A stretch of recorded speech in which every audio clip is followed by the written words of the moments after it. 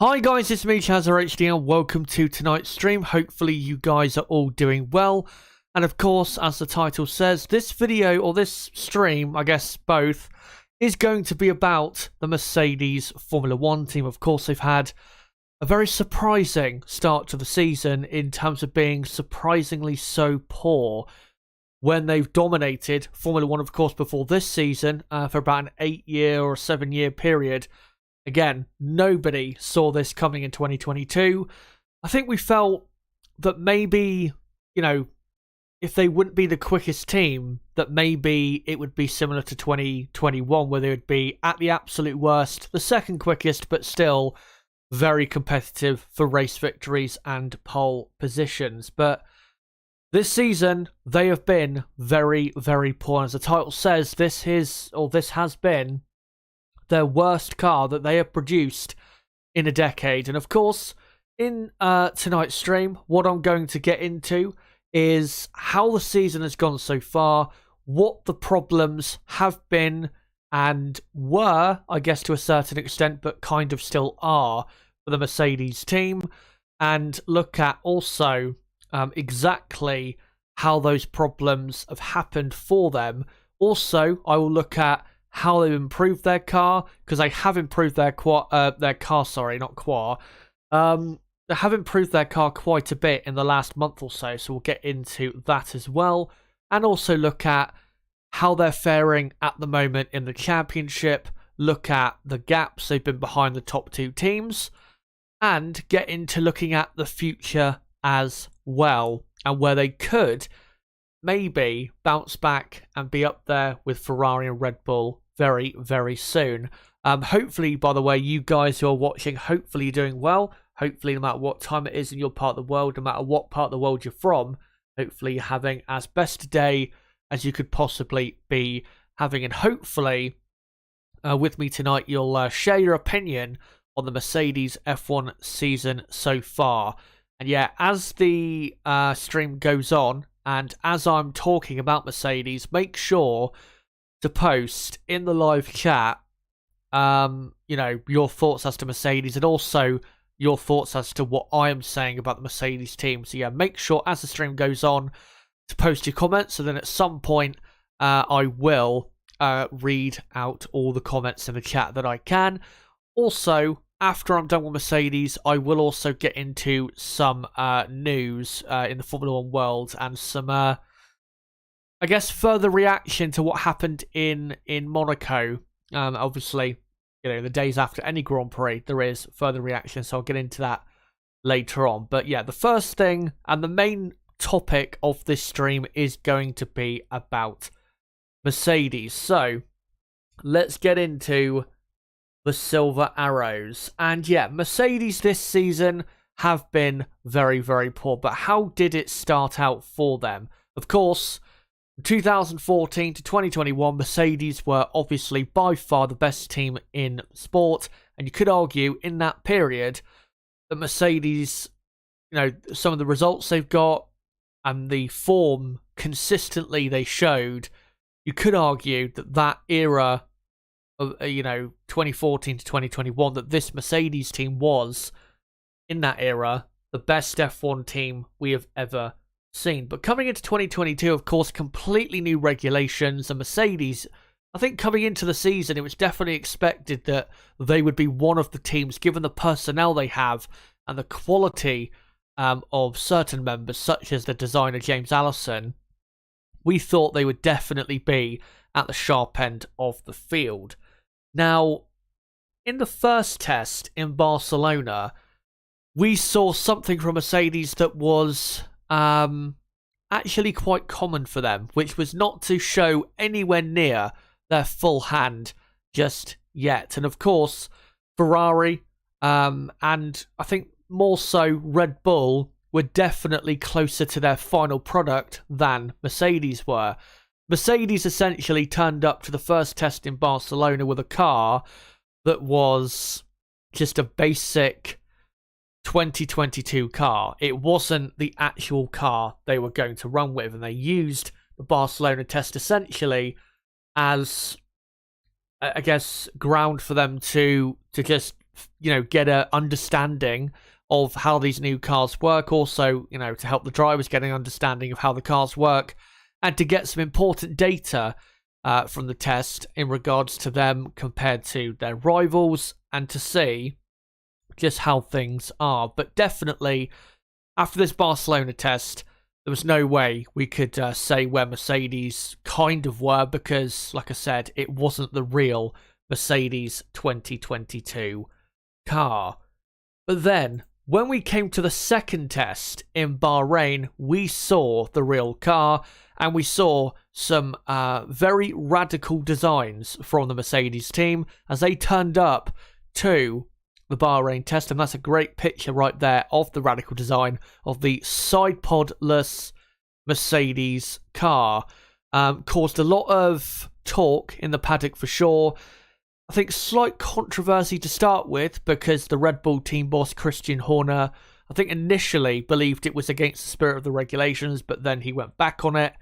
And well, we haven't heard much about it since in terms of its legality, because of course, after this test, I don't think it's proven actually to be that successful for the team. But definitely, when we saw this design coming into the second and final test in Bahrain, we definitely thought, yeah, Mercedes, most likely, because of what they've done in the past when they've come up with, radical designs of certain things, they're going to come to the test and probably show some amazing speed and be one of the top teams coming out of the final bit of testing. But testing, in Bahrain especially, was not good for the team.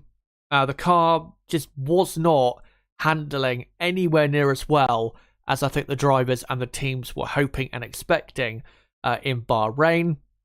The car obviously began to show its big porpoising problems in Bahrain, bouncing horribly down the straight, down the pit straight, in Bahrain, that we saw, I think, certainly on the first couple days of the Bahrain test. And also, we saw that the rear end stability of the Mercedes car was quite poor as well. Now, we have seen in years past Mercedes not be at their absolute finest in testing. I mean, 2021 was a example of that, where in testing they weren't that great, and they were definitely, compared to Red Bull, on the back foot, but they still fundamentally had a much better car than they had at this point in 2022, and they have had 2022 so far. But Lewis Hamilton, coming out of the second test, was certainly not happy going into the first Grand Prix and the Formula 1 season in general. As he said,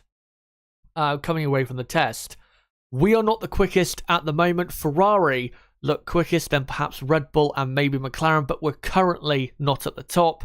And then he said, "At the moment, I don't think we'll be competing for wins." Now, when he said this at the time, I think a lot of people did not believe him, but in hindsight, he was absolutely bang on with what he said. And then went on to say next week, obviously at the time that was the week before the first race, which of course was in Bahrain. He said next week we'll get a much better showing of our pace, but I think people will be surprised maybe, or at least people keep talking about us talking ourselves down, but it's a bit different this year. And then he admitted to struggling to tame the car this season, that has suffered from drastic understeer and the dreaded porpoising. But like I said, when he said this at the time, I mean, I definitely believed him to a certain extent, but I didn't even think it was going to be as bad as it turned out to be. But a lot of people still didn't quite believe Mercedes when they said, believe us, our car is not in good shape. But when we got to Bahrain, the first Grand Prix, they were definitely on the back foot, and they were the third quickest team, something they haven't been for a very long time. It wasn't, in the end, that bad of a result, considering how their testing had gone in Bahrain a week before, and how their race weekend had gone, the pace of the Mercedes car as well, compared to Ferrari and Red Bull. In qualifying, Hamilton qualified in 5th, and George Russell, I think, qualified in 7th place. Hamilton was about 0.6 of a second off pole position in Bahrain, but in the race, the two Mercedes were at best a second a lap off the front running pace. They would, though, get a podium, as you can see with Lewis Hamilton, and Russell would finish 4th. So coming away from Bahrain, despite, being on the back foot to start with for the Formula 1 season, they came away with a pretty good start to the season considering the lack of pace they had in the weekend. But it wasn't really until the following race in Saudi Arabia where we saw just how bad this car was. Because Russell would be the quickest Mercedes in qualifying that weekend and would finish in 6th, and just behind the Alpine of Esteban Ocon in qualifying, showing just how far they had fallen in just a few months compared to where they were, of course, in 2021. But Lewis Hamilton would be knocked out in Q1 in 17th place. He would come through to finish in the points in 10th, I believe, but 5th and 10th coming from that Grand Prix, obviously much worse than what happened in Bahrain. But like I said, the Saudi Arabia Grand Prix showed just how bad this Mercedes car was and just how many problems there were overall. But what were really the problems with this car? Well, let's get into it. So let's get into the porpoising. Now, firstly, I'll just read this out. This is from, I think, F1 Chronicle, the website, f1chronicle.com, I believe. I found a very good article explaining, why porpoising occurs in a 2022 F1 car. Of course, you may have heard this before, but I'll read it out again just to explain what the problem Mercedes were having with the main problem they were having with their cars, certainly with the floor, which of course is the main area of interest in making your car quick in 2022. So I'll just quickly read this out. It says, unlike the 2021 F1 car, the underbody of the 2022 F1 car, I think it says F2 car, but it should say F1 car, I'm pretty sure. It's not smooth. The FIA has amended the regulations governing the aerodynamics of a Formula 1 car. These regulation changes were meant to be enforced in 2021. They were deferred due to the COVID-19 pandemic and enforced for this year in 2022. They have put certain restrictions on aerodynamics to reduce the drag on cars. To compensate for the loss of downforce, the FIA has recommended 2 large Venturi ducts on the underbody of the car. They have relied on ground effects to generate the compensatory downforce, if I can speak and also read at the same time. And then it says the downforce is generated by the depression formed by the air accelerating through these ducts. As the car cuts through the air is propelled through the ducts in the the underbody, sorry, not the air body. This air forms a negative pressure, sucking the car towards the ground. This is the ground effect, and it creates the downforce. And like I said, that is the main area of focus in making your car good this season. The downforce, it then says, helps the car take corners at great speeds and race across straights faster. All the while, the downforce keeps the car firmly in contact with the track, giving the tyres grip and traction. The air exiting at the end of the car is dispersed by diffusers, so that it does not form vortices. The diffusers ensure that the car experiences little drag and the exiting air is cleaner. That makes for other cars to follow closer than they would otherwise, which of course that's helped the, I would say, better following for sure of the cars this year when behind another car. But when we get to the end of this, the last little 2 very small, paragraphs, this really, I think, explains, what Mercedes have been suffering with. So it says, the diffuser in 2022 F1 cars is much wider than in 2021. Beyond a threshold speed, the air refuses to remain in contact with its wall. This speed is believed to be approximately 250 kph. The airflow then detaches itself from the upper edge of the diffuser, reducing the suction effect, reducing, of course, the ground effect. This reduction of downforce unloads the suspension, raising the car upwards. The easing of load on the suspension is reversed a while later, causing loading of the suspension. Because of the speed at which the car is travelling, the cycle of aerodynamic loading and unloading of the car is rapid. The driver feels as though he's traveling across a series of bumps on the track, and it can be, as it says at the end there, dangerous, particularly on fast corners. So essentially, what's happening with the Mercedes car is the air is stalling, and then the aerodynamics generated, or that they're trying to generate, of course, with the ground effect, is loading and unloading, and that's what's causing it to go up, down, up, down, up, down, and porpoise, as they say, on the straights and definitely on the faster corners that we've seen so far this season. Now, as I'll get into later, they have definitely, I wouldn't say got rid of it, because I still think fundamentally their car is a bit bouncy, but this is the main problem they were suffering with in in the first few races of 2022. And of course, they were then having, because they didn't want to damage the car too much, they were then having to raise the car higher than they would, like to, and higher than you need it to be. Because of course, with these cars, the closer you run them to the ground, because of the ground effect, the more downforce you are going to get. And also, I think it said in here, it does also help with drag, with running the car closer to the ground. So it really, them having to raise the the ride height of the car, and to try and avoid that porpoising that was occurring whether they liked it or not, was adding even more pain to their to their weekends, and it was making their pace look even worse than it already was. So that's what Mercedes were mainly suffering with in have been so far in 2022.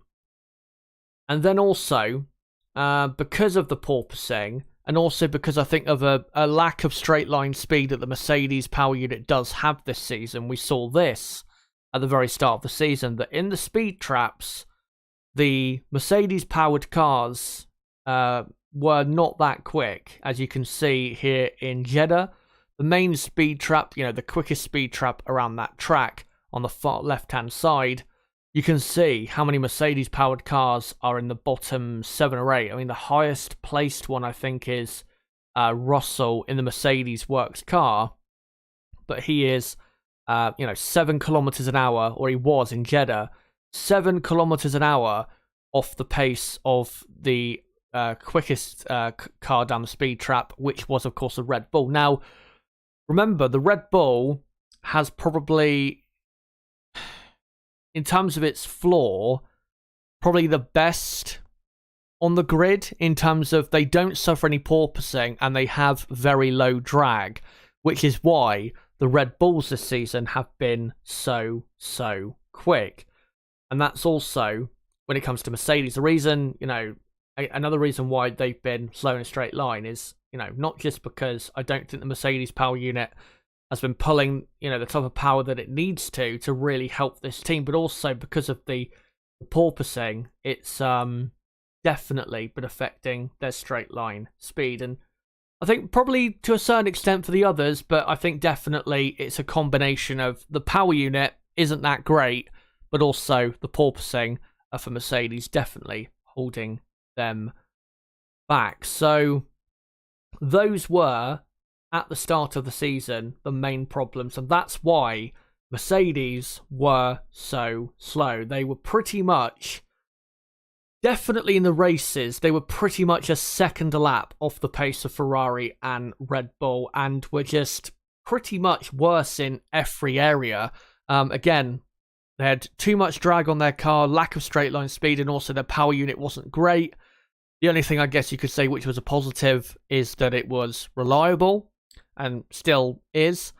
Because of the porpoising, and they weren't able to run their car as close to the ground for longer as, they have to, if they want to get some better pace out of it. They also were losing in the corners compared to Ferrari and Red Bull. So, pretty much, like I said, in every area, this Mercedes car was struggling. But eventually, starting at the start of May, which was on the Miami Grand Prix, which was about 4 weeks ago now, they started, Mercedes, to make some improvements.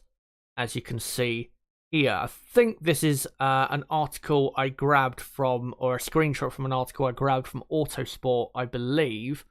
But it gets into the upgrades they brought to that Grand Prix and, the improvements they started to make. So it says, knowing they need leave... I'll start again. Knowing they need to leave no stone unturned in their quest to extract more from the porpoising, W13, Mercedes revealed their updates at the Miami Show and Tell session that is now a feature of every race. Divided into 3 components. Number 1 was for the front wing end plate and described as a quote, new end plate with smaller chord vertical tip elements. The team said the new design improves front wing efficiency by reducing the pressure difference between the top and bottom surfaces of at the wingtip. And then number 2 was definitely, when it comes to the upgrades they brought to Miami, was definitely much more helping for the team. Number 2 looked to be the biggie, as it says in this article, in the form of a whole new rear wing, as identified by Hamilton at his press conference. A smaller rear wing main planes configuration, quote, provides reduced rear downforce and reduced drag, said the team. And you'll see in a moment with some data that I'll provide on screen that it definitely did work. And it has been definitely a massive improvement for them when it comes to their lack of straight line speed. And then also they added, based on circuit simulations, this is likely to be preferred over our higher downforce option used at the first 4 races of the season. So I think probably what happened was they probably expected the porpoising to, not be anywhere near as bad as it maybe showed in testing, and that's why they went for a bit of a higher downforce option, maybe similar to Ferrari in the early part of the season. But clearly it wasn't working, and especially for their drivers in the races when they were trying to make overtakes work, because they just didn't have the straight line speed, especially like we saw with Lewis Hamilton at Imola. And then it says, finally, a new beam wing, quote, is paired with a new rear wing configuration and also generates reduced downforce and lower drag as part of the lower drag aero package for Miami. So essentially the upgrades brought to the Miami Grand Prix were reducing the downforce, but to get some quicker straight line speed by reducing the drag. And it did seem to work, because in Miami, on a more consistent basis, I mean,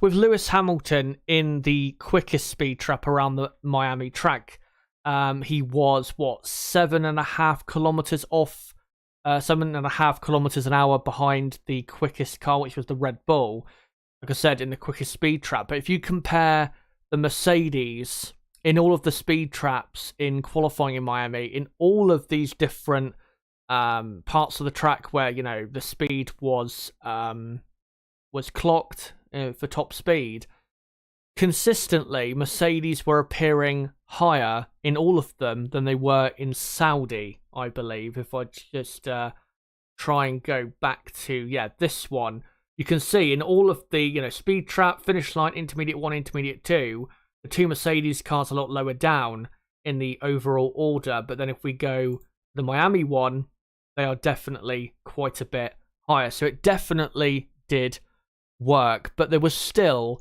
work to be done, because still in Miami, they weren't that quick, and they were still pretty much a second a lap off the pace of the front 2 teams, even though they had improved their lack of straight line speed from the first 4 races. And what was brought to the Spanish Grand Prix, which was about a week and a half ago, definitely has made some good inroads on the top 2 teams, Ferrari and Red Bull. And here is the Autosport article detailing the most important upgrade for the Mercedes team, which was the floor. And it says, this article, one of the big talking points of the W13 has been the porpoising and the role that the design of its floor plays in the ill effects that ensue. For Spain, the team revised the design of the floor side, adding a scythe-like edge. I think I said that word correctly, by the way. floor wing that's attached at 3 points along its length by metal stays. The shape of the floor alongside the edge wing had also been altered in order to incorporate it with a more pronounced raised section visible before it bleeds into the design of the floor spat region ahead of the rear tyre. This has also been altered and no longer appears to be as upswept. So essentially, they finally upgraded that floor. And from what we saw visually of the car on track and what we saw in the data, it definitely seemed to solve those porpoising issues. Not completely, but by a bit for sure. As you can see here, the sector time data from qualifying in Barcelona. So in Sector 1, you can see, the amount of ground and improvements Mercedes made when it came to their straight line speed. Of course, Sector 1 in Barcelona is pretty much flat out except for 1 or 2 corners, and Russell was the quickest car in the Mercedes was the quickest car in Sector 1. Sector 2, which is full of, say, medium speed, high speed corners, I would say, except probably, one proper slow corner, which is turn 5, turn 6, the very slow left-hander. Mercedes still very competitive in that sector. In fact, they were quicker than Red Bull in Sector 2.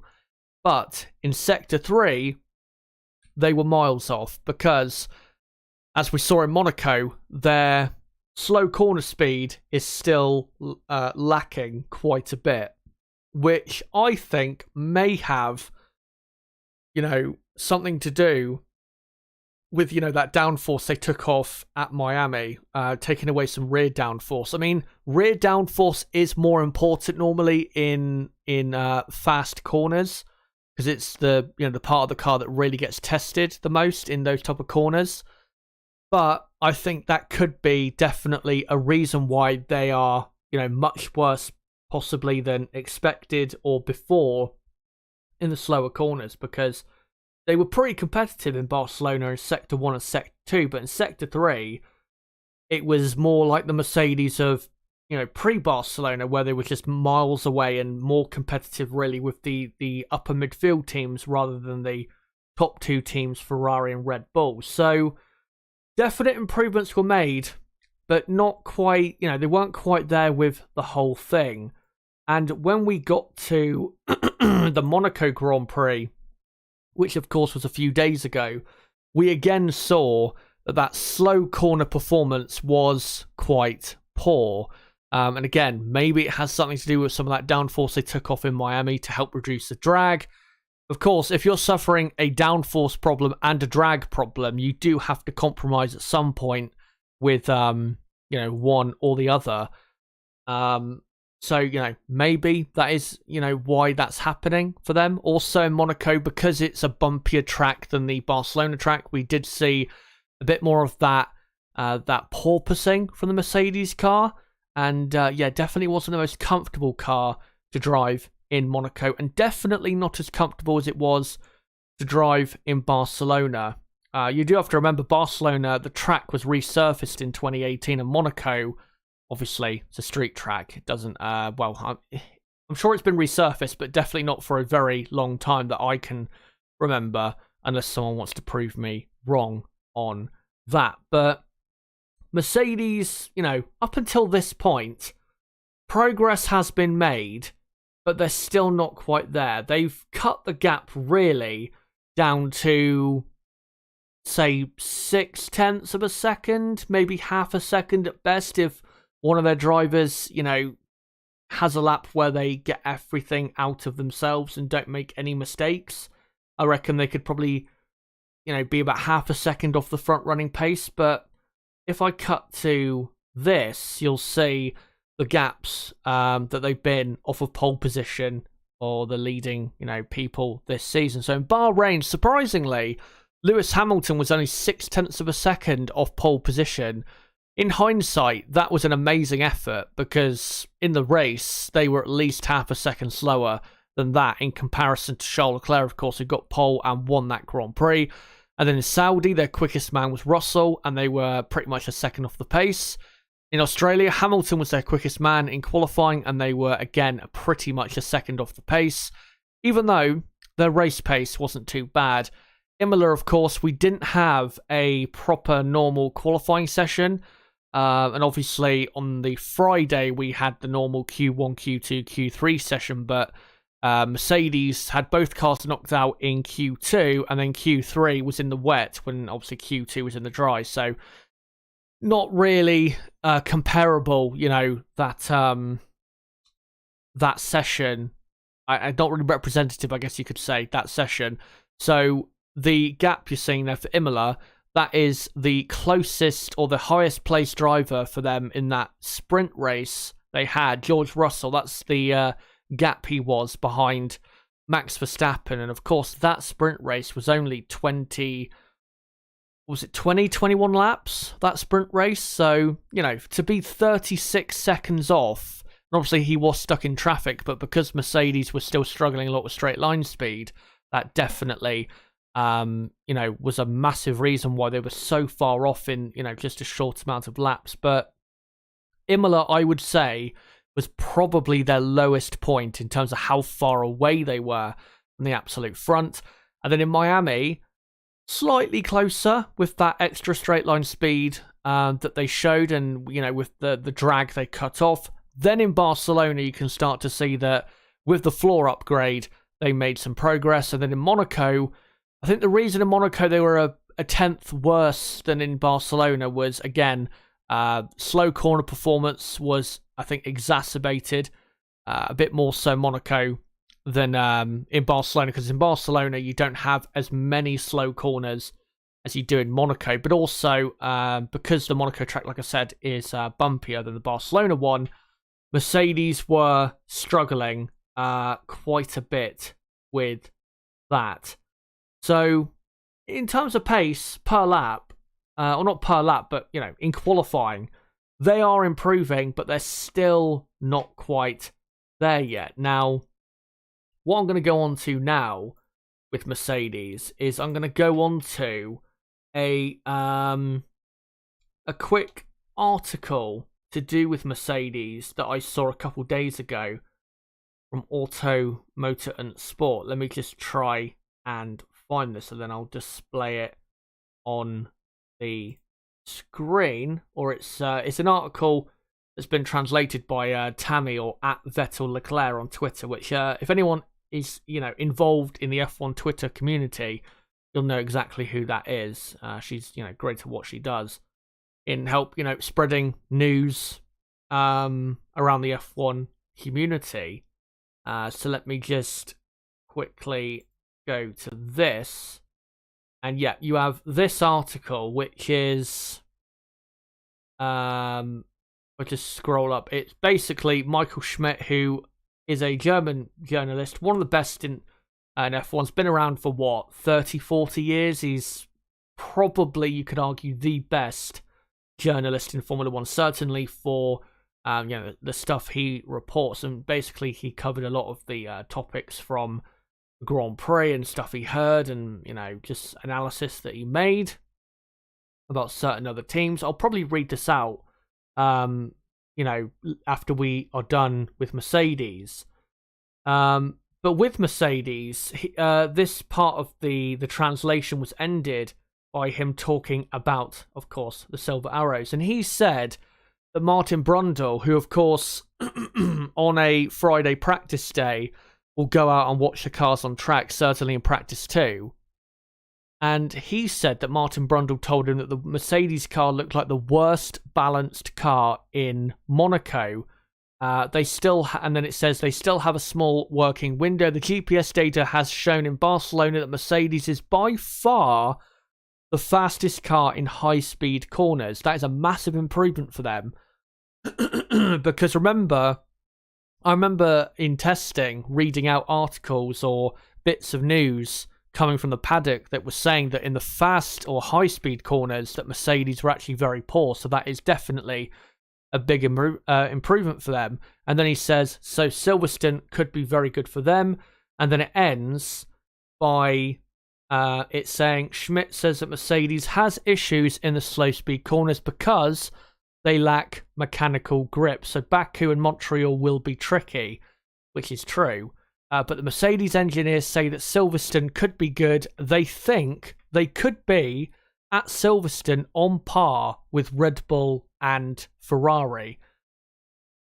And if this information that I just read out is true, then yeah, I don't see a reason why, they couldn't be competitive at Silverstone. Also, we have heard news that Mercedes are going to be bringing an upgrade to the British Grand Prix, which will probably be their last big upgrade, proper upgrade for the 2022 season before they start concentrating on 2023 and obviously trying to work out the best way to go with that car and to avoid, what's happened this season. Hold on a minute, guys. Let me just clear my throat. There you go. That should be better. Yeah, so the last big upgrade for them, I'm pretty sure, will be the British Grand Prix at Silverstone. Of course, they're based like within 10 miles of Silverstone, is it? They're very close to Silverstone, I know that. So yeah, not surprised that would be a place where they would bring their upgrade. But if that is true, that they've improved that much in the high-speed corners, then yeah, at Silverstone they could definitely, and with the the straight line speed they're now showing, which is a lot better compared to what it was in the first 2-3 races, and certainly at Imola where it was very, very bad, then yeah, they could absolutely be very competitive. But yeah, for the next couple races, like it said, they might not be too quick, because certainly in Baku there's a lot of slow speed corners, which definitely, if they're still lacking that mechanical grip, is going to be tricky for them. And also Montreal is also quite bumpy, so for the minute Mercedes might not be that quick, but certainly if that upgrade that they do bring to Silverstone, if they are going to bring it, if it does work, then I think you could see Mercedes really start to show some good pace. But before I get on to the drivers and how they have performed this season, let me just quickly get on to the championship standings. So in the Drivers' Championship, obviously Verstappen is leading by 9 points from Charles Leclerc. Perez has now joined that championship fight. If George Russell can just keep, doing what he's doing, which is top 5 finishes, he's finished in the top 5 of every Grand Prix this season. It was 4th in Bahrain, 5th in Saudi, 3rd in Melbourne, 4th at Imola, 5th at Miami, 3rd in Spain, and 5th in Monaco. A fantastic start to the season, by the way, considering how the Mercedes car has been this season. If they can get that car working that soon, he's not that far behind. 41 points. I mean, I still don't think they are in the championship fight, but, let's say the next 2 races in Baku and Montreal are a bit crazy and we have some, retirements for the cars ahead of Russell in the championship, which, is possible. Also, crazy races around Baku and Montreal, Montreal are possible. Then you never know, Russell could just put himself in that discussion there. And if Mercedes can bring another upgrade that can improve, say, their slow corner performance, then they could be decent contenders for the rest of the season, and maybe in the Drivers' Championship have a slight chance with Russell. I still think, say, 85-90% of me still thinks that it's not going to happen, that Mercedes are not going to win the Drivers' Championship with either driver. I think Lewis Hamilton definitely is out of the Drivers' Championship race. There's no doubt about that, because he's only on 50 points after 7 races, and he's almost 75 points behind Verstappen, who's leading after 7 races. That's just he's too far behind. And I mean, he's going to have a job on his hands, Lewis Hamilton, to even finish ahead of Russell, his teammate, in the championship. But on the driver's side, like I said, if they can get some fortunate results between now and Silverstone, and then make another step, then you never know what could happen there. But I think on this side, the constructors side, I'd say definitely, hope of winning yet another constructors championship is over. They are now 101 points behind. I mean, Lewis and George, they're a very good driver lineup. In terms of talent and just pure quality and speed, I think Mercedes have the best lineup on the grid, but their car just isn't consistently good enough, really, to be fighting with Red Bull and Ferrari just yet. So, yeah, on the constructor side, I think it's definitely gone. I mean, they're going to finish most likely in third in the championship. I think they have an outside chance of second. And the only reason I say that is because, if they do improve their car and become a proper front-running team from, say, Silverstone onwards, and, they could make some ground. But also, if Ferrari continue to falter, then they might not be, too far behind for the second half of the season. And maybe they'll catch them. We'll see what happens there. But in terms of winning the Constructors' Championship, for sure, they are not going to be doing that. But we'll now get on to the drivers and how they have performed this season. We'll start with Lewis Hamilton. Now we've seen, and plenty of people, posted their opinion out there in whatever shape or form, and a lot of people I've seen have said that Hamilton has not been that, good this season. A lot of people obviously saying that he's been very poor. I mean, Lewis Hamilton's not been at his best, for sure. And I think definitely in a couple races this season, you could definitely point the finger at him and say, should have done better. But if you look at this season so far and compare him against Russell, he's not been that bad and definitely has had some bad luck. So, of course, Bahrain, great weekend for Hamilton, considering, the troubles Mercedes were having, and a fantastic result to get a podium in the first Grand Prix. And then the second Grand Prix, even though Hamilton, yes, was struggling with the car and has done this season, I think we have to remember that as well. This car definitely is not suiting Lewis as much as it is Russell. And I think that's definitely playing a role with Lewis Hamilton. I still think he shouldn't have been that slow in Saudi Arabia. I think he should have been, at worst, knocked out in the higher up positions in Q2. I think, considering, and we've seen it this season, he definitely is struggling with this car more so than his teammate is. I think that would have been a more acceptable result. I think 17th was excessively poor, and I think definitely could have done better. His race performance, though, in Saudi was very, very good. The only thing is, I think his team screwed him over a bit on strategy because they left him out way too long and they should have pitted him a lot sooner to make his way back through the field and get, some more points than he actually did. Then in Melbourne, I thought he had a great weekend. Qualified fourth, was ahead of the Red Bull a couple times with Sergio Perez and showed some good speed in that Mercedes, especially compared to Perez a couple times in that race. The Mercedes in general was not that much slower than the Red Bull on race pace in Melbourne. But the reason he finished in fourth behind his teammate was because George Russell stayed out and then made his first pit stop under safety car conditions, and that was what allowed Russell, of course, to get the jump on Lewis Hamilton. Lewis was definitely the quicker and better driver in Melbourne. There is no doubt about it. And he deserved the podium more so than Russell did. But, that's the way it shook out. Then at Imola, I think you could probably say that that's probably the second race this season where he definitely could have done better. In qualifying, really is where I think he could have done better to be ahead of Russell. Russell, I will say, he got a great start, Russell, in the Sunday race on the first lap, got a great start and gained about 5 positions. He was also slightly lucky with how things happened. Russell and Sainz taking each other out, which definitely helped him gain positions up the order. But for Lewis Hamilton, if he had out-qualified and, been ahead of Russell in the sprint race, then, it could have been him doing that.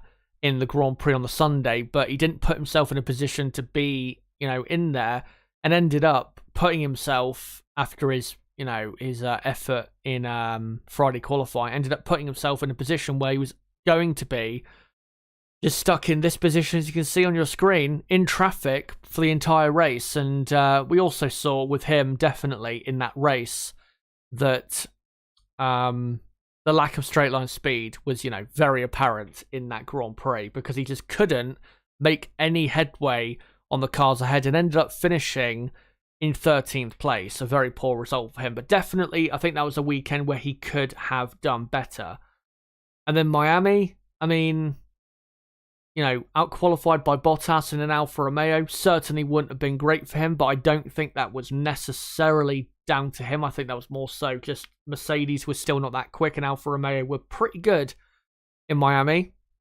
But also in Miami was done yet again by bad luck, because he was, after Valtteri Bottas's mistake as well, Lewis Hamilton was probably on for 5th place, but because his teammate behind him after, the safety car helped Russell again massively in Miami, Russell was now on fresher and softer tyres.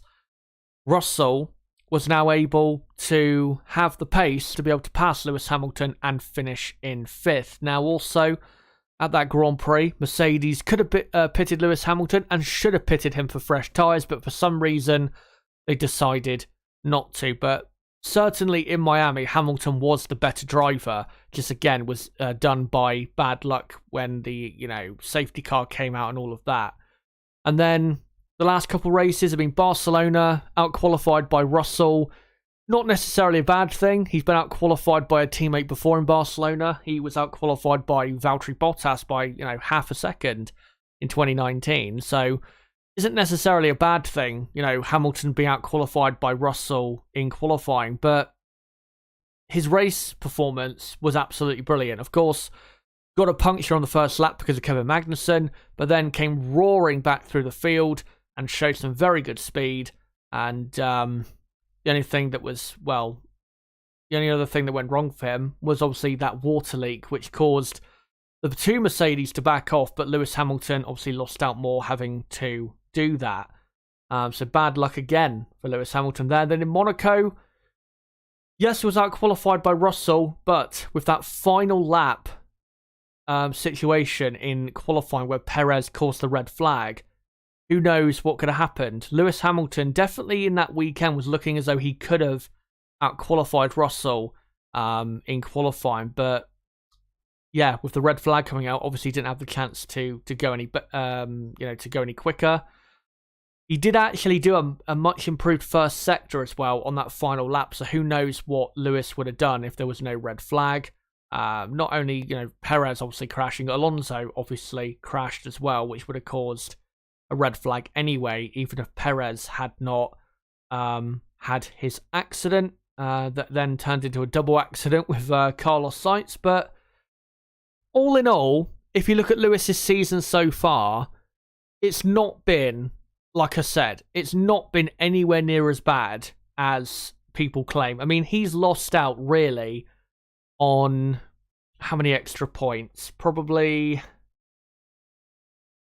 I'm trying to think how many extra points he's lost out on due to bad luck. Probably 5 to 10, more points. I mean, he would still be behind Russell in the championship, and I do think that George Russell has been the better driver this season. I don't think I can quite claim that Lewis has been better somehow, because he is 34 points behind him. It's not like Lewis has failed to finish a couple races, which has massively helped that. But he's been a lot closer to Russell than it seems, certainly in the championship standings. I mean, in qualifying, Russell has I'm trying to think what the head-to-head is in qualifying. I think, is it 4-3 in Russell's favour? So, not favour. It's a lot closer than it looks. It's a lot closer between the two. And like I said, had it been for better luck, in Melbourne, Lewis would have got another podium. And then in Miami, Lewis would have finished definitely ahead of Russell, but maybe in 5th place there and gained, some extra points. So Lewis definitely can do better. Obviously, the car is not quite suiting him. if it does get more to his liking, then I'm sure we'll see a better Lewis Hamilton. But he's not been, this is not a Michael Schumacher situation, for example, when he came back to Formula One in 2010. It's not, a situation like that where now he's, after that 2021 heartbreak of losing the championship, it's not like he's, washed up or anything. He's definitely still performing at a very, very high level. It's just that this guy, obviously with the nickname Mr. Saturday, George Russell, who definitely on a Saturday at the moment compared to Hamilton is performing better, has just been so good, and it's made Lewis look, I think, also a bit worse than, it seems. And yeah, let's now get on to Russell. Russell has been fantastic. Like I said, a top 5 finish in every single Grand Prix this season. Hasn't been as dominant over Hamilton, as I've already said, as it seems, but he's definitely been the better performer. Definitely getting on and handling this Mercedes car better than Lewis is. But if you look at, say, the first 4 races, I would say between Russell and Hamilton, it was pretty much equal in terms of performance. But if you look at the last 3 races, I think Russell has definitely not improved. I don't think he's made really any improvements, but definitely is just in the last 3 races performing even better than I think he was in the first 4. Obviously, the races in Saudi Arabia and Imola did a fantastic job and got the best result he possibly could, really, in that Mercedes car. And really, in Imola, you could argue certainly that he did better than really he should have done, and definitely scored more points in that car than it probably deserved in Imola, because that Mercedes car was pretty poor at the Emilia-Romagna Grand Prix. But then, yeah, Miami, like I said, got lucky with how things worked out. But in Barcelona and Monaco, the last 2 races, I think Russell has been just incredibly good. In Barcelona, he was definitely one of the drivers of the weekend. You could argue definitely the driver of the weekend, because got a very good qualifying result in 4th place, and then was pretty much, wasn't he, up in the podium positions for the entire race, except I think for a few laps here or there, and was at one point leading the Grand Prix after Charles Leclerc obviously exited with his problem. And if the Mercedes car was, 2 or 3 tenths of a second quicker that particular weekend, he could have won. He could have absolutely won that Grand Prix. I mean, the way he held off, as you can see on the screen now, Max Verstappen in Barcelona was a phenomenal effort. And like I said, if he had a car that was just a 2 or 3 tenths of a second quicker, then he could have actually won the Spanish Grand Prix. Then in Monaco, despite Mercedes having their problems with the track, still did very well, top 6 qualifying position. And then in the race, obviously the team executed the best strategy really for that race, and of course Russell benefited from that, and then finished in a very good 5th place. And also, his pace compared to the front 4 in the dry in Monaco was not that bad. He wasn't that far behind the front 4 of Perez, Sainz, Verstappen, Leclerc, by the end of the Grand Prix. So definitely the best driver at Mercedes this season has been George Russell. And I mean, this run of great form, it will end eventually, of course. He's not going to finish in the top 5 of every single race this season.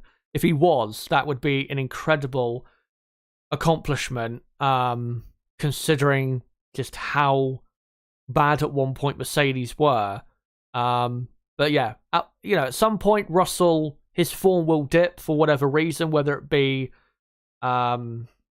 he makes a mistake or 2, or maybe has a couple disappointing race results because of stuff outside of his control, like being, took out of the race by another driver, or a liability problem. This, wave of form will come crashing down soon, but definitely for the next few races, I don't think you'll see it come crashing down dramatically. And I think for sure, Russell will still be very, very competitive in this Mercedes car. And can he win a race this season, George Russell? I think he can. It is still going to depend on the correct circumstances. I'm not sure Mercedes are going to be that quick towards the second half of the season where they could win a race on pure pace. I mean, let's hope they can get to that point where they can at least contend to win races on pure pace after the British Grand Prix comes around. But with the way he's performing, Russell definitely could get that opportunity later this season. And to be honest, if Mercedes had a front-running car, a car as quick as a Ferraris and Red Bulls, or certainly in the fight, Russell would have already won probably a couple races this season. That's how good he has been in 2022. And we'll see if he can keep up his great performance compared to Lewis Hamilton. And if he was to beat Hamilton in the championship and outqualify him, then that is going to give Russell ridiculous amounts of confidence going forward, not just into next season, but for the rest of his career. Because, of course, Lewis, I think most people would recognise Lewis as the greatest driver of all time. So, yeah, great from Russell so far, and definitely the better performer. Now, finally, before I come to you guys in the chat, in regards to, this main topic about Mercedes, where do Mercedes, go from here? What does their future, their near future look like? To me, it seems as though that straight line speed that they were lacking seems as though it has been fixed, which is great to see, because I thought that would be a massive problem for them going forward. Like I said, I still don't think the Mercedes power unit is quite that great. It's definitely lacking a few horsepower to the Red Bull powertrain, definitely the Ferrari powertrain. So, there is definitely time left on the table there. But with the downforce or the drag they've cut off, it's definitely helped things, and they're definitely now in a position where they can compete on straight line speed. So that is now, I would say, a problem sorted for Mercedes. The two issues really left is, again, the porpoising, which they need to continue to work on and continue to limit as much as they can. They definitely understand why it happens a lot more now than previously, which is great for them, because previously I don't think they had a clue how to stop it. But yeah, it's great that now they've got a lot more understanding of that, and I'm sure they will make improvements on that, certainly for the 2023 car. But with the slow speed performance, having a lack of mechanical grip, I'm not sure that is a quick fix. That might be something to be worked on for next year, to be honest. I think the porpoising, they could definitely, maybe not totally fix this year, but they could definitely continue to improve that as the season goes on. But like I said, the slow speed performance due to a lack of mechanical grip, I'm not sure that is going to be something that's going to be just fixed with one upgrade. That's probably going to be something that they're going to try, like I said, to focus on fixing for next year. So, in terms of the rest of the season, I mean, like I said, if they do bring this upgrade to Silverstone that we expect, then, that's great. And that should be really the final upgrade for them for 2022, because there's no point bringing, a load more, because it's not like they're competing for a world championship. So there's no real point.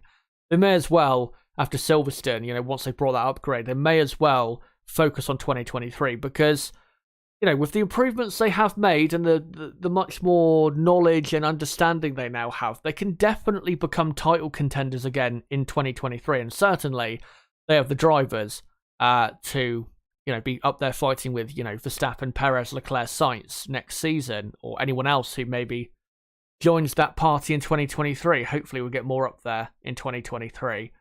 And of course, if they finish third in the championship this year, next year they'll get a bit more access to the wind tunnel than Red Bull and Ferrari have this season. For example, this season Mercedes have less access, not much less, but less overall access to aero testing and wind tunnel time than Red Bull and Ferrari, because Mercedes last season finished, of course, first in the Constructors' Championship. And of course, with the new sliding scale thing they have that, tries to give the lower down teams more of a chance to develop their cars and to get it more closer to the front of the field. Mercedes, obviously, finishing first last year, that means they're not going to benefit from that really at all this year. But next year, definitely they could. They could definitely benefit from a slight bit extra wind tunnel time than they had this year. So really going forward, like I said, bring that upgrade at Silverstone if they do have one planned, and then leave it at that, and then just focus for the rest of the year on the 2023 car, because, like I said, they're not going to fight for the championship.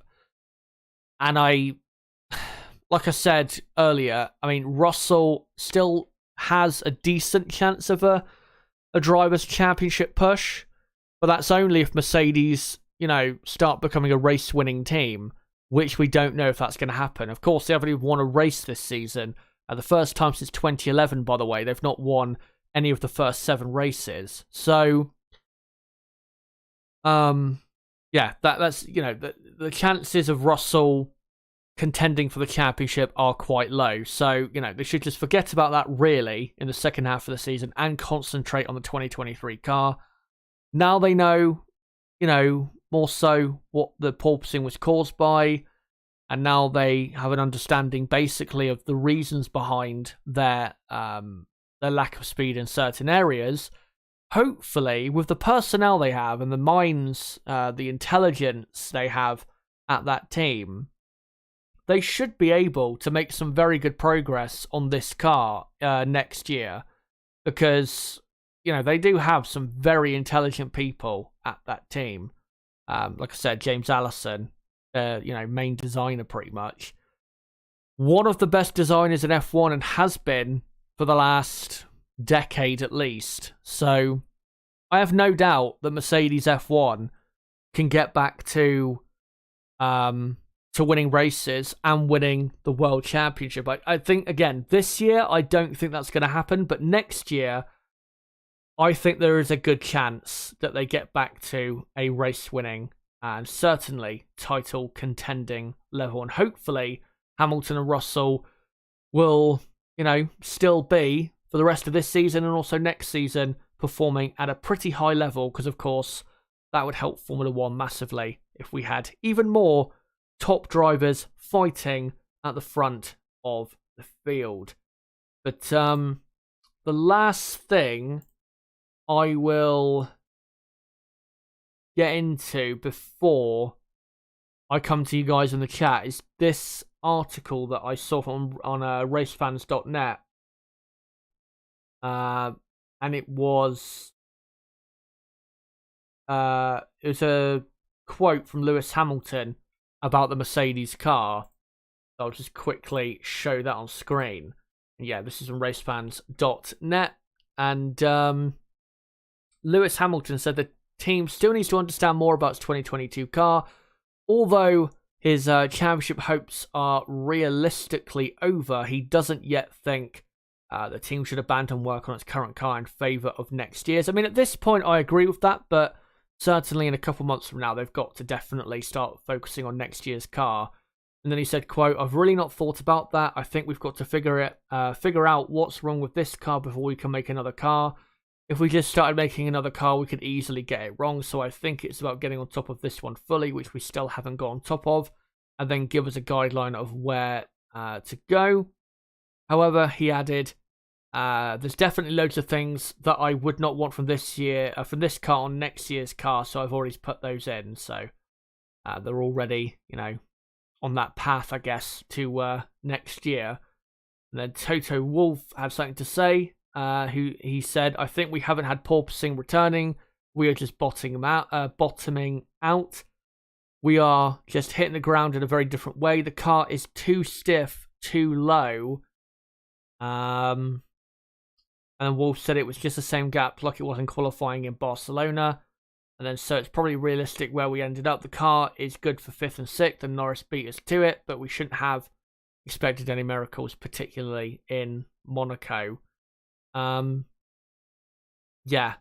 I think, like I said during the Monaco Grand Prix weekend, when he says, the car is too stiff and too low, I think the Mercedes car, this year is just a bouncy car. If you look at the Red Bull, for example, it's the complete opposite. They, designed that floor in a way where it is very low on drag, but pretty much nil on porpoising or bouncing. So Red Bull, in terms of floor design, I would say are probably the team to look at the most in terms of building, designing a floor that's comfortable and, gives, good speed and that. I mean, Ferrari as well, but Ferrari do have also their porpoising. So, Ferrari don't have it absolutely nailed down on their side of things. But yeah, definitely Mercedes making progress, and that is good to see, because I know, a lot of people probably are happy that Mercedes are in this position, which I understand, because obviously they dominated for so long. But if we can have them similarly competitive to last year in terms of how close they were to Red Bull, and obviously with Ferrari in there now, you cannot tell me you wouldn't be excited for that every weekend. Those 6 drivers fighting for first position, that would be amazing every weekend. We've not had that really since 2010-ish. I mean, you could argue 2018 to a certain extent with Mercedes, Ferrari, Red Bull, but at times whoever was out front was pretty quick compared to the teams behind.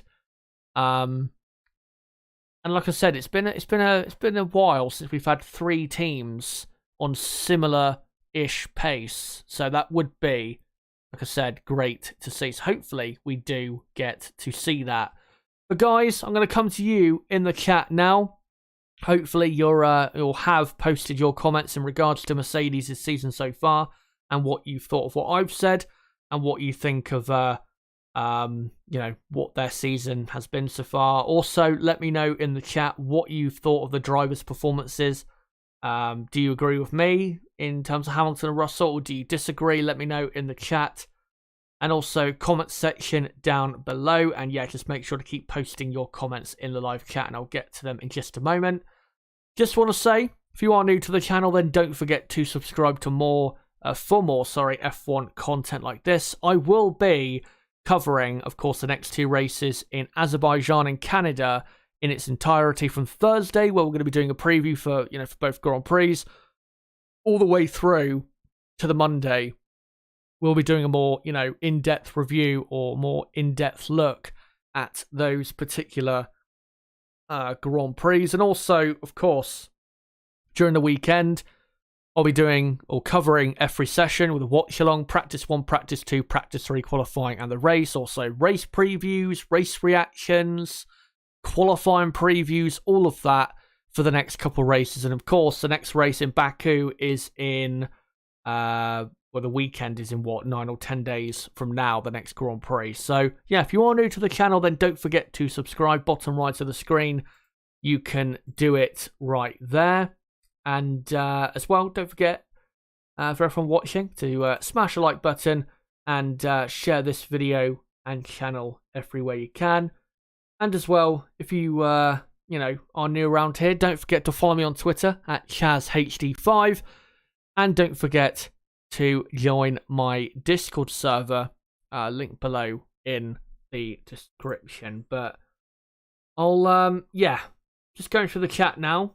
I will read out as many comments as I can, and then we'll also after I read out your comments, I'll get on to some other news quickly. Let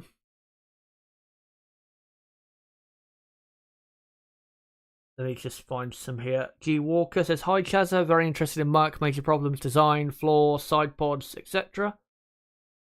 Cheers for that. A-Rod says, "Sad Ferrari fan checking in." Chazza, your thumbnail. There's McLaren F1 race. Well, it is true.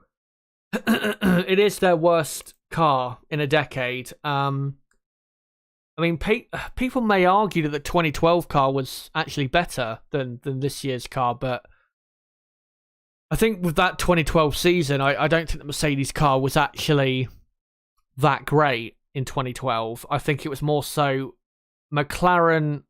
I think McLaren that season, I would say, certainly in the first half of that season, when Mercedes that season were probably at their strongest, McLaren had the strongest car. But the reason Mercedes, I think, looked a lot better than they actually were was because Red Bull had obviously taken a big step back without the blown diffuser, but also Ferrari had produced a much worse car than the year before, so it made Mercedes look a bit better than they actually were. So, yeah, I'd say definitely their worst car in a decade, certainly since they came back into Formula One as a works team.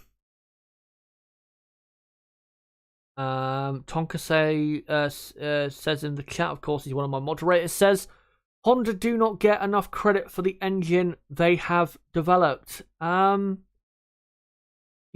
that is true. And I think, yeah, they don't get enough credit, for the improvements they've made, for sure. Right, let's find some other comments here if I can. Still I Rise says Mercedes have been crap at Monaco since they went to long wheelbase. James Joe says, in my opinion, Merc might have a car that has a high centre of gravity as they moved everything from side pods to the centre structure. I think it will affect slow corners more than high-speed ones. Yeah. I mean, I will admit, I don't have the greatest technical knowledge. I think some of you guys may know that. But, if you think that, then, and you've got the evidence to back that up, then I don't see, a reason why that couldn't be plausible as to why that is, why they're lacking pace in the slow corners.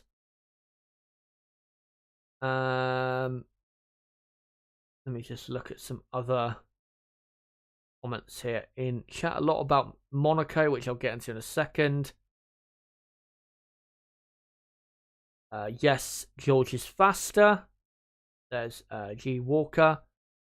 McLaren F1 races, you lot are brutal to the Lewis fans' feelings, lol, but I agree George is the digital age driver. Karsten Sorensen. Evening Shazza, what do you think of Jos Verstappen's comments about Red Bull's strategy at the Monaco Grand Prix? Yeah, I have seen those comments. Just trying to look on racefans.net to see if they have it quickly. I don't think they do, though, the actual story. But, let me just have a look.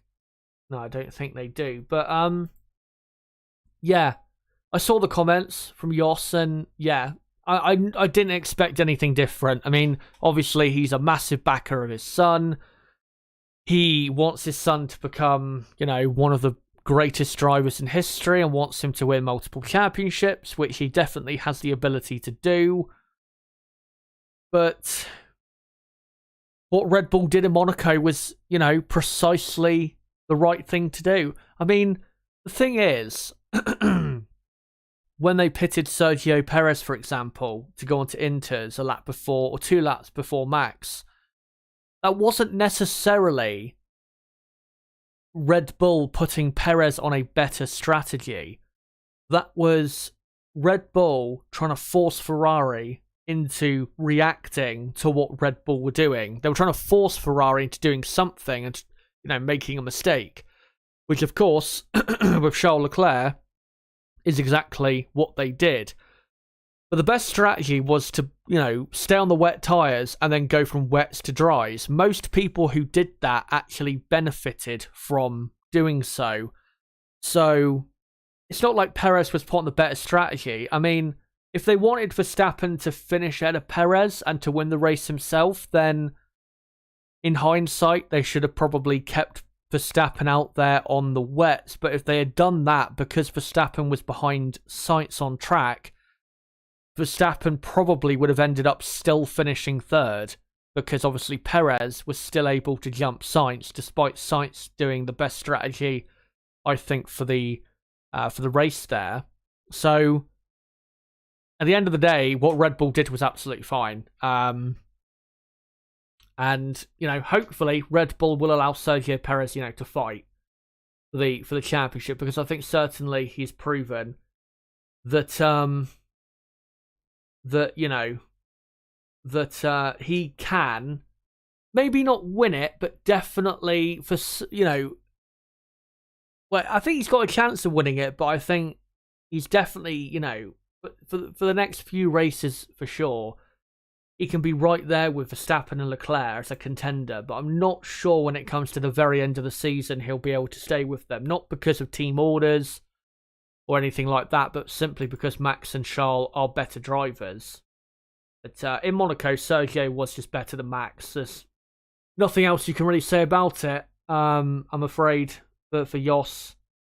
Obviously, wouldn't want to admit that, but, that's the truth. Perez was better than Max. Josiah says people need to stop giving Jos Verstappen a platform to chat what he's full of, if you know what I mean. Yeah. I mean, if I was a journalist, I definitely wouldn't be asking Jos Verstappen really at all for what he thinks, because not just because I don't think he has that great of an insight, but also he is biased. So he's obviously just going to big his son up. There's nothing wrong with that. That's what a parent is going to do. Let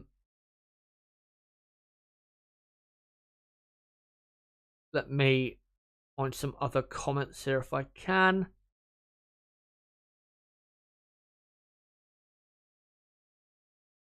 I think Mercedes miss a bit of the louder magic. Says McLaren F1 race, Toto adored him. I think the loss of Nicky is starting to show. He was like a floating Zen Buddha for Merck. He definitely had some good influence and held, a very good role in the team. But maybe in the tough times, I think maybe they miss Nicky. But I still think they're a very, very, very strong team. Let me just find a few more comments here, and then we will get to some news quickly. Benjamino, I think it is, says Lewis definitely proved doubters wrong in Spain. So unlucky for him to get that puncture, indeed.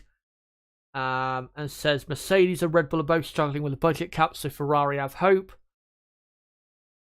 Well, yeah, I mean, Red Bull and Mercedes have definitely brought the most upgrades this season, and have, made the most improvements definitely to their car this season. But also, Ferrari.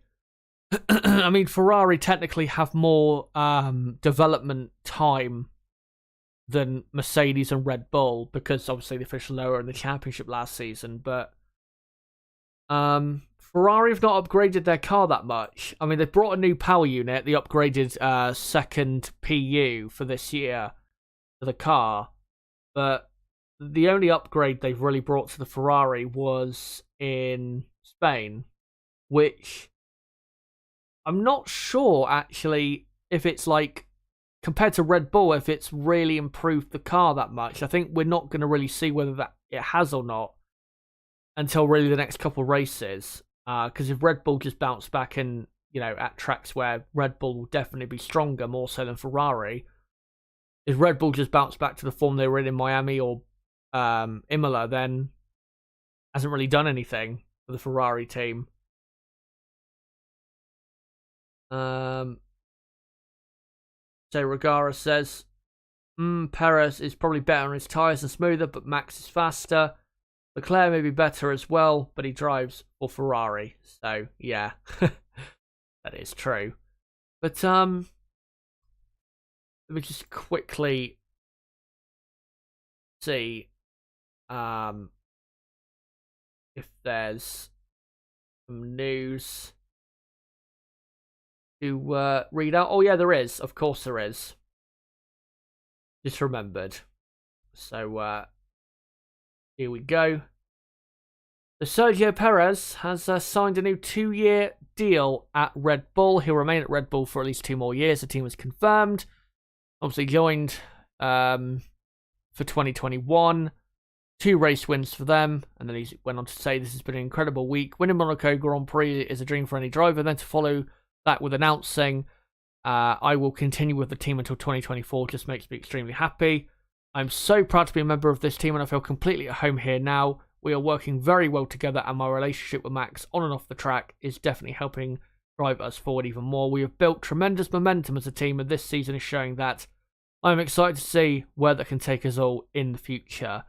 Yeah, for Sergio Perez there, actually I'll just go back and just leave that up a minute. Yeah, for Sergio Perez, yeah, he absolutely deserves, he deserves to stay at Red Bull. Does he deserve a 2-year contract? I mean, we'll see, I think, this season, what he ends up doing. He definitely deserves a contract for next season because he's been very, very good this season, without a doubt. And could have had another race win, by the way, in Saudi Arabia, had things gone a bit more his way and he had not been so unlucky with how the safety car business happened in Jeddah. So Perez could have been possibly in the lead of the championship if a couple races more so went his way this season. But yeah, Sergio's been fantastic. Definitely deserves another year. Again, we'll see at the end of this year whether a 2-year contract is definitely, whether that is a worthy thing for him. Whether, he truly deserved 2 years rather than just 1 year. Of course, though, this 2-year contract basically ends Pierre Gasly's time at the I guess, AlphaTauri team / Red Bull driver program. And I expect Gasly, either for next year or the year after, he will be moving on from AlphaTauri. Probably, the big rumour that I'm hearing at the moment is Gasly to McLaren. The only thing is, though, he hasn't been this season, performing like he was last season or the year before. And Tsunoda this season, obviously his teammate, the young Japanese star, has been performing pretty well compared to Gasly, and a couple times this season has actually outperformed him. So we'll have to see later this season whether Gasly can, start replicating that form from earlier in the season. But yeah, certainly, Pierre Gasly definitely, I think, is done at the team, or the AlphaTauri team, and in the Red Bull, pipeline. And for Yuki Tsunoda, I mean, I think Tsunoda will probably be fine and happy staying in the Red Bull driver system and staying, with AlphaTauri, for example, for another couple of years. Tsunoda definitely at the moment is driving well enough to deserve another year at the team in 2023. So, yeah. Perez, yeah, absolutely deserves it. Good to see. And like I said in Monaco, and I have said, plenty of times, I think in the last year or so that he's been at Red Bull, it is great to see that Perez is now finally getting the recognition that he does deserve, because I think up until really 2020, didn't get the recognition that he deserved, and proved a lot of people wrong, because I've been saying pretty much since like 2016, 2017 that Sergio Perez deserves, a Red Bull Ferrari type drive, and now he's got it. Now he's showing why he is absolutely one of the premier drivers in Formula One. I still won't say in terms of absolute raw talent he's one of the top 5 drivers, but he's definitely been this season one of the top 10. Thankfully, has completely dispelled that myth that Perez, had his chance at a top team in 2013 at McLaren when McLaren weren't a top team; they were a midfield team. So there you go. Let me just read out a couple more comments. Congratulations, Checo, 2 years smooth, says G Walker. Let's see if I can find one final comment here quick. Just trying to find a good one to finish on. Well, I'll read this one. Someone in the chat who his name is Looking at the Man says Lewis is finished, Russell is much better and younger. Well, I'm sure everyone else will disagree with that. Obviously, I'm going to disagree with that. He's not finished at all. And, well, he's been better, Russell, this season, but Lewis, I think, still, overall, has the talent to still be the best in Formula 1. He definitely hasn't lost anything, I don't think. Just needs a better car. But, guys, that is it for this stream. Thank you, guys, for coming along.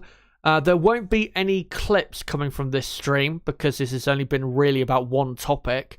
So, yeah, there won't be any stream clip uploaded tomorrow like there was obviously yesterday for Monday's stream. By the way, in the description, make sure to go and watch that video that's linked in the description. It's called How Ferrari Destroyed Charles Leclerc's Monaco Grand Prix. It's also, of course, on my homepage as one of my latest videos. So don't forget to go and watch that to see exactly how Charles Leclerc's Monaco Grand Prix was destroyed by his clown of a team, Ferrari. But yeah, the next piece of content after today will be in 8 days' time. So there'll be nothing from now until Thursday, the 9th of June, where at 8 p.m. UK time on that particular evening, I will be live for a Azerbaijan Grand Prix preview show. And then, of course, for that Azerbaijan Grand Prix weekend, I'll be live 3 times on Friday for Practice 1, Practice 2, and a qualifying preview. Live twice on Saturday for Practice 3 watch-along and qualifying watch-along. And then live on Sunday for a race preview, race watch-along, and race reaction. And then live on the Monday for a further in-depth review of the Grand Prix. And then the same for all of the days in Canada as well. Except, I think probably for Canada, I'm going to do my qualifying preview on the Saturday instead of the Friday. So, yeah, there'll be a short break, like I said, 8 days until the next bit of content on this channel. But then from the Thursday of Baku until the day after the Canadian Grand Prix, there'll be plenty of content coming up on the channel. So make sure to stick around. And if you are new to the channel, then don't forget to subscribe for that content coming up. Bottom right of the screen, you can click subscribe right there. As well, I will post my full schedule in terms of not just the streams, but the times for all of those streams for the Azerbaijan Grand Prix race weekend. So, yeah, if you do subscribe, make sure that you pay attention to the community tab, say next Thursday, because I will post the exact timings of all of my streams for the next Grand Prix weekend. So, yeah, don't forget to subscribe. As well, don't forget to smash the like button and share this video and channel everywhere you can. And as well, don't forget to follow me on Twitter at ChazHD5. And don't forget to join my Discord, link below in the description for more content like this. And again, like I said, don't forget as well to watch my last video, that stream clip from Monday about how Ferrari destroyed Leclerc's Monaco Grand Prix of 2022. Again, link below in the description. But guys, until my Azerbaijan Grand Prix preview stream in 8 days from now, and until the Azerbaijan Grand Prix weekend, it has been me, ChazHD. Goodbye.